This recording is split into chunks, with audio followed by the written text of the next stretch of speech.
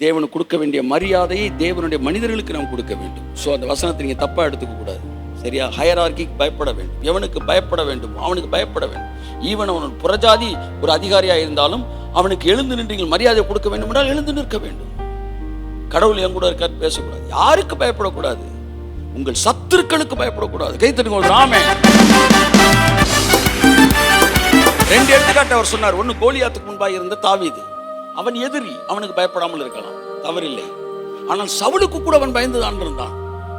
பயந்துனா reverence அது அவனுக்கு இருந்தது. என் கையை அவர் மேல போட மாட்டேன்றான்.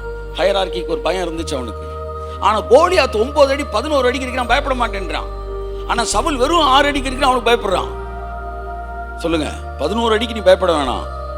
எதிரினா வெறும் 6 அடினா அவன் தலைவன்னா நீ பயப்படணும். ஆமென். அடுத்த ஒரு வசனம் எடுத்தாப்புல, தேவன் நமக்கு பயமுள்ள ஆவியை கொடாமல். அதுவும் உங்க அப்பாவுக்கு பயப்படக்கூடாது, அண்ணனுக்கு பயப்படக்கூடாது, போங்கடா அப்படின்னு அர்த்தம் கிடையாது. அந்த இடத்துல பவுல் சொன்னது operating the gifts of the Holy Spirit. முந்தின வசனத்தோட சேர்ந்து கான்டெக்ஸ்ட பார்த்தீங்கன்னா, தீமோத்தேயுவே உனக்கு அருளப்பட்ட வரத்தை அனல் மூட்டி எழுப்பு, உன் வரத்தை வேலை பாரு. தேவன் பயப்படாத, பயப்படாம ஆப்ரேட் பண்ணு. தேவன் நமக்கு பயமுள்ள ஆவியை தராமல் ஞானமும் அன்பும் தெளிந்த புத்தியுமுள்ள ஆவியை கையெழுத்தாமே.